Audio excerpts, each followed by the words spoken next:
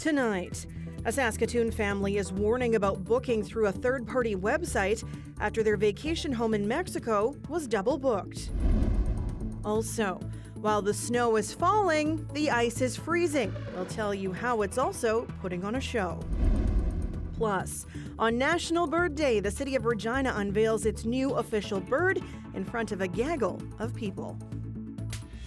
This is CBC Saskatchewan News.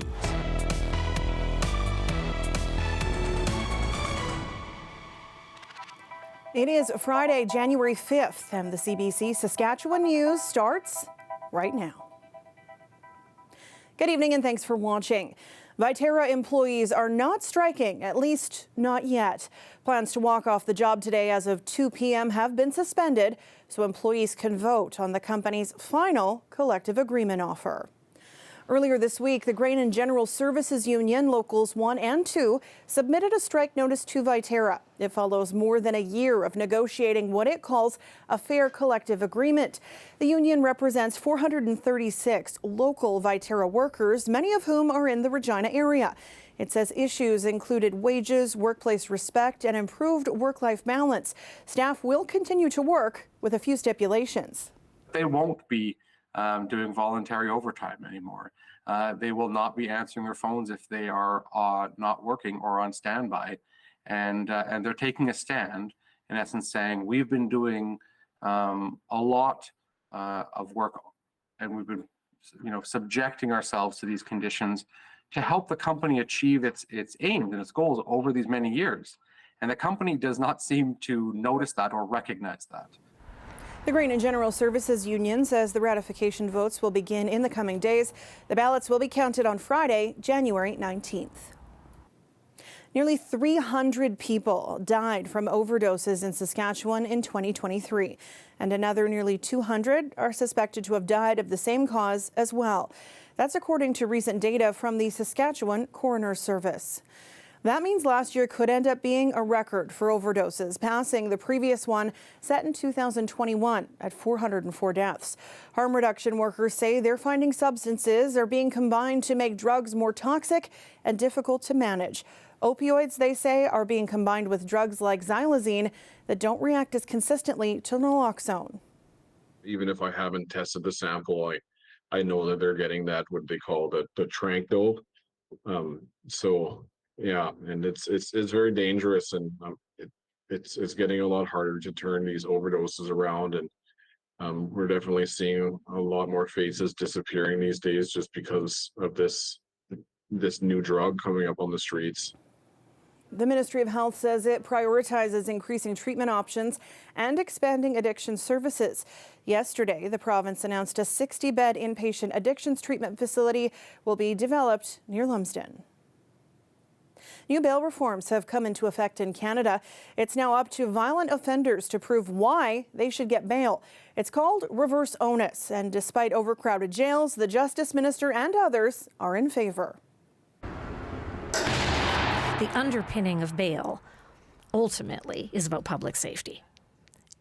Should someone be released on bail where they are a threat to public safety? And I think we've lost sight of that. And the reverse onus is basically in the case of a repeat violent offender, that is weighed really against that offender in that sense. One of the things victims are always concerned about is that's great to have them on that condition, but what about my safety? Because what if they violate or breach those conditions? So having individuals who have a history of intimate partner violence having to prove why they should be released is a step forward. I know that many of my fellow defense lawyers are concerned about aspects of it. The reverse onus is still going to be governed by the Charter, which is the supreme law in Canada. The Charter will, of course, require that the presumption of innocence, which is the most important and fundamental principle in Canadian law, continues to be maintained. Keep the people that need to be in jail, and the people that shouldn't be in jail out. That said, the Saskatchewan RCMP are investigating a string of ATM thefts across the province. Yes, they continue.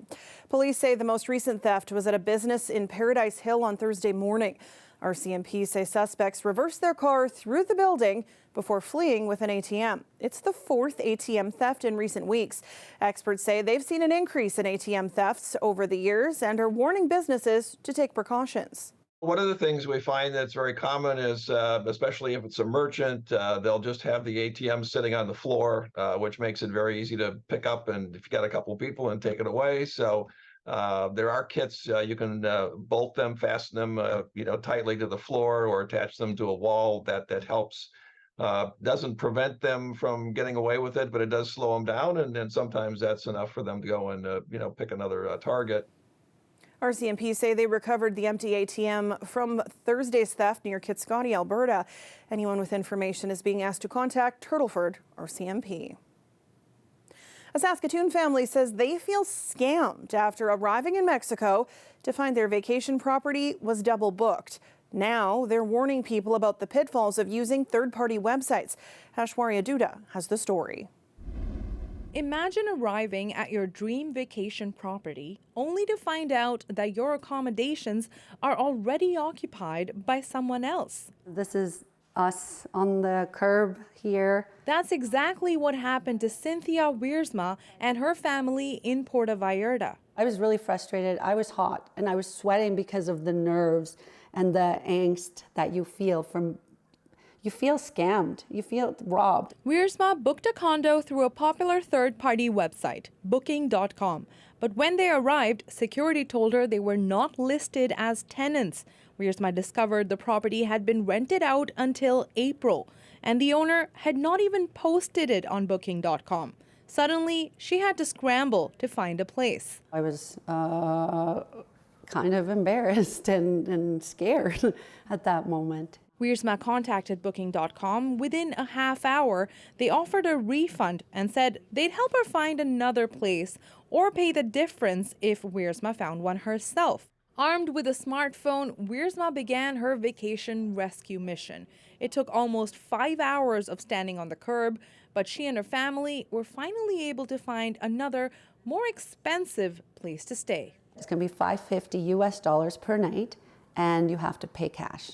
And that's when I was like, oh gosh, no, I don't have that kind of cash on me. A spokesperson for Booking.com said that the initial condo Wiersma booked couldn't accommodate her family because the property was overbooked. Now, the company says it's working to get the condo off the website, but as of Friday, the listing was still available. An anti-fraud expert calls the situation terrible. Doing the right thing should also mean ensuring that a family of 7 or a traveler of 1, anyone, isn't out on the street alone making emergency arrangements for themselves. She recommends that travelers do research on third-party sites and check customer reviews. Just the whole ordeal of having to deal with that was really stressful. Wiersma is still waiting for money from Booking.com. She said in the future she'll try to contact property managers directly to confirm a reservation and may stick to all-inclusive trips and hotels instead.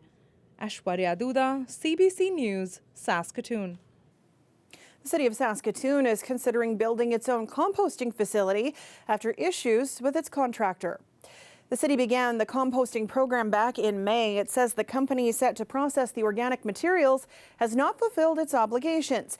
Instead, a city committee will consider asking the federal government for money to start its own facility. The city says a city-owned facility could lead to lower processing costs compared with a third party. The city of Regina has an official bird. The black-capped chickadee now rules the roost. Alexander Kwan has more. The official bird of Regina. Drum roll. Go for it. And with that, the black-capped chickadee became the official feathered friend of the Queen City. It was a very egg-sighting day at Regina City Hall, with many people showing up for the unveiling. The campaign for top fowl flapped out last year. And it's now clear that a new bird now rules the roost in this city.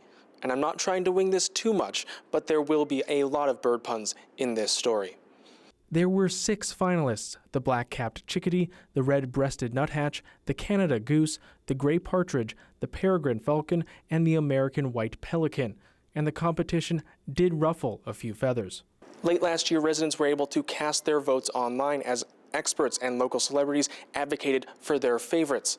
The black-capped chickadee jumped out to a late lead in the voting period, which caused some people to think that Big Chickadee was trying to tip the scales in that species' favor. It's welcome news for excited bird expert and chickadee advocate Ryan Fisher. Black-capped chickadee is a small bird that punches above its weight. Just like Regina, we're a small, medium-sized city that punches above our weight here in Canada. Fisher says the chickadee doesn't head south during the winter, which could be why it won. And the contest was popular. More than 21,000 votes were cast. Regina's mayor says she gets why people were beaking about who should win. We are a community that does really celebrate nature. You know, and it's not, I think it's something that we sort of take for granted. But if you look at the way we maintain our park space, even the volume of park space that we have, I think we're a community that really values it. And then to have something like a little fun competition around it, it connects us. The winning bird is a favored feathered friend in other cities too. The cities of Guelph, Ontario and Calgary, Alberta have also named the black-capped chickadee as their official bird. Alexander Kwan, CBC News, Regina.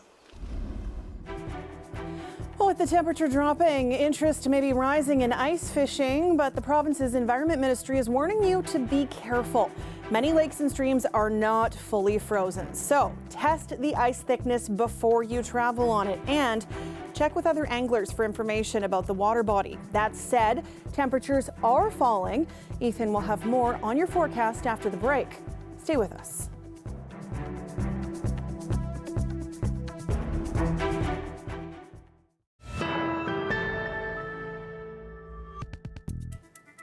Up until today, many frozen lakes and rivers across the province have been free of snow, and that's made features in the ice stand out even more. We caught up with a man who captured one on a lake near Regina. We were out doing some winter camping at Buffalo Pound Provincial Park. We took a few minutes to go and visit the bison pen, and on the way back, we noticed there was a large heave of ice in the middle of the lake. So I thought, well, that'd probably make a pretty good little video. So we pulled over and hiked up one of the hills, and we just put the drone in the air and flew across. And I thought, wow, yeah, this is really great. I mean, the sun was starting to set. There's some good reflections in the ice, and that ice heave just kept going right across the lake. The ice is so clear right now, you can actually look down through the ice, which is fairly thick right now, I would say. And you can see fish swimming underneath.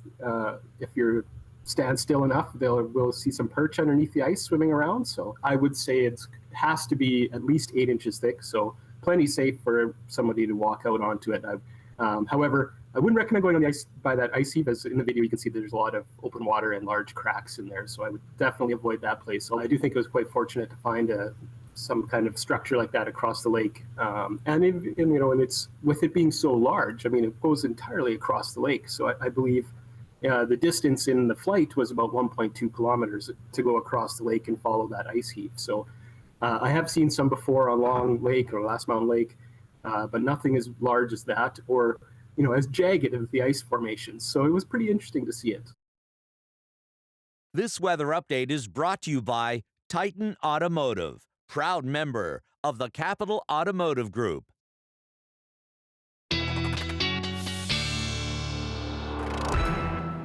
And our weather specialist, Ethan Williams, joins me now. How beautiful is Mother Nature when you least expect it? Yeah, no kidding, especially with no snow out there on the ice, just makes it look so beautiful. And in case you're wondering how these things are formed, we have a little bit of an explainer here for you.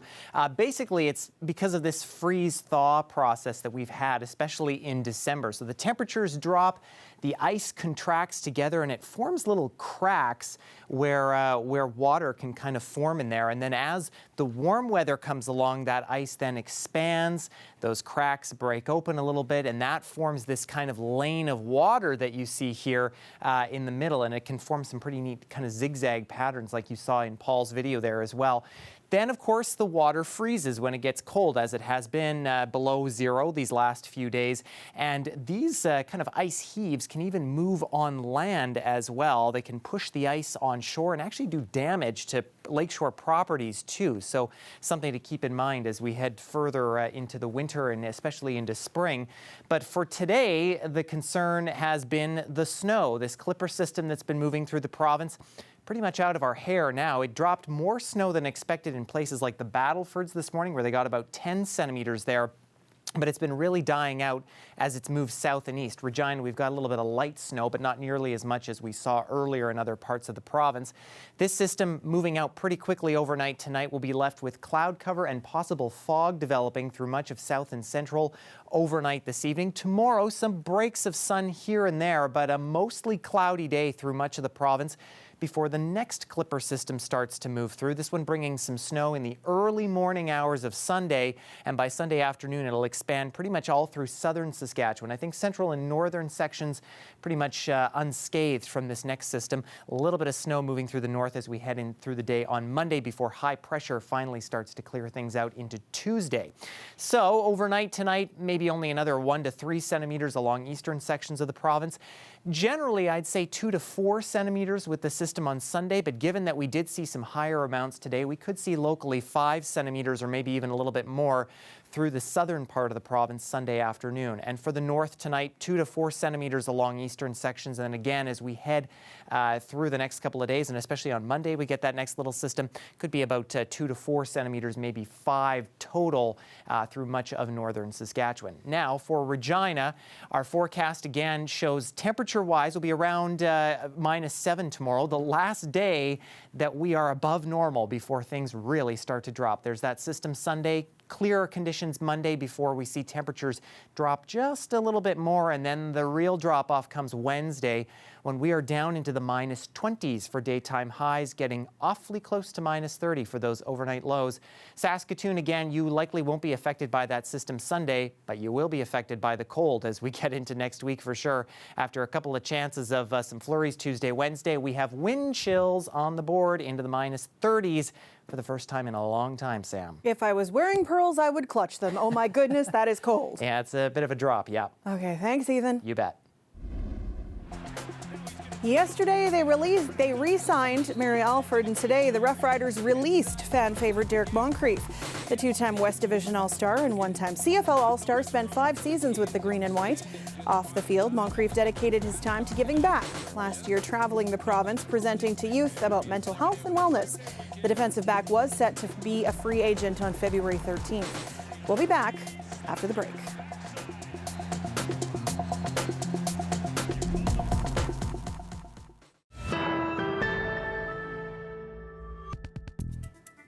We know that times are tough when it comes to money. Inflation is causing stress for so many people. And with the start of the new year, so many people set goals for what's ahead of them. So we checked in with a financial coach and a bookkeeper to get some tips to help you get your finances in better shape. The biggest thing that my clients are asking me right now is, how do I move the ball forward with inflation being so high? And it's a valid question. My top 3 tips to get ahead with your finances with inflation being high right now are: number 1, to actually, when you're thinking about your debt, to build up your savings as you're paying down your debt at the same time. Because one of the things that happens is you're trying to just plug away at your debt, putting extra to it, but then a bigger expense comes up that you're not prepared for, and then it sets you back. And then you're just doing this roller coaster. Think about, what are some of those big expenses that are going to come up? Do you want to do some traveling this summer? And actually opening a separate savings account for each of those goals. So then when you're putting extra towards debt, it's not you put it towards it and then you add to it. It's really, truly sustainable that way. So I call these savings buckets. It works really well. You can do it for travel, for your kids' account, for their activities, for things like gifts. So think about the different ones that you have. Open a separate savings account. It's a little bit of work on the front end, but I can promise you it will streamline your money and actually make it more consistent going forward. Money is super emotional and we tend to just like to avoid it. So really thinking about the habit side of things and how consistent you are interacting with your money. I don't mean just stressing about it. I mean, sitting down with it for about 15 minutes at a time is perfect. 1 to 2 times a week, and plan, what are those one-offs coming up? What do I need to have money prepared for? And really interacting with your money more and really giving yourself grace. Right now, when you look at it, it might be really uncomfortable. You might not like what you're seeing, but just allowing yourself to say, you know what, this isn't, maybe the greatest situation right now, but if I spend time on this consistently, it is going to get better. One of the things that I think that people spend too much of an emphasis on of where their money is going and the amount that they're spending on is actually their vehicle. And I know a lot of people won't like to hear that. I think if you can keep your total vehicle expenses under 15% of your income, that is something that can help out a lot. But a lot of times people don't even realize how much should they spend on a vehicle. So that's something that I see. It can be really hard to pay down debt, build up your savings, and put money towards retirement if you have a vehicle that basically costs a lot more than what you think it costs. Right now, with debt being so high, the 2 tips that I would recommend for helping you to bring your debt level down is, number 1, if you use a credit card, pay off your new charges on a weekly basis. This will make a massive difference for you instead of getting your statement and it being a little bit traumatic. The other thing is that will help you with your credit score, which also helps you on the interest rates that you're paying. The second thing is to actually use a second checking account for your day-to-day expenses. So for things like your groceries, your eating out, and your fuel, when you get paid, transferring a set amount to that account and using a debit card for those expenses. So if you see that you have X amount in that account that's going to last for the next 2 weeks, you don't have to do any additional tracking. This one tip alone has saved a lot of my clients over $400 a month. And honestly, the number one thing is you can only cut your costs so much. So focusing on increasing your income, spending some time, I know that is not going to happen overnight, but looking at how can you increase your skills and then starting to see what else is out there in the marketplace, spending time doing that is going to be the biggest thing versus figuring out where can I save like $5 at a time. Really think about the bigger picture of things.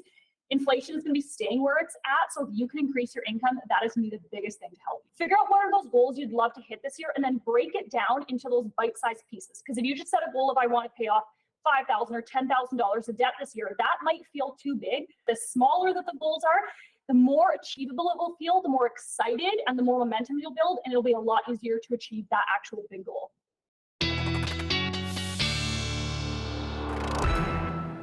And Ethan's back with one last look at your weather. Time to take the snow and put that in the bank and keep that for later because we're going to need it when we need the moisture come spring. But for now, the snow's over in Regina and, or for the most part anyway. By midnight, I think we're looking at just mostly cloudy conditions, -10, and not much of a change in our sky conditions as we head into tomorrow. Mostly cloudy. That's going to be the theme. Temperature of around -12. Keep in mind the wind's nice and light though, and by the afternoon we'll be sitting around -9. Might get a little bit warmer than that for our daytime high. For Saskatoon, looking at a pretty similar picture here. Of course, the snow pretty much over for you. -13 tonight. Tomorrow, mostly cloudy at -11, and heading into the afternoon hours tomorrow, I think we'll be clouding over just a little bit more, sitting around -9. Winds picking up a little bit, but enjoy it while it lasts, Sam. The cold and the snow are on the way again. I feel like this is our last warm weekend till spring. And just might be. All right, thanks, Ethan. You bet.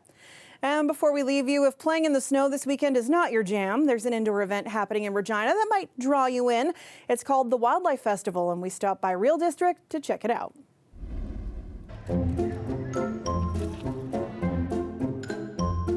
The biggest goal here is we want to educate families.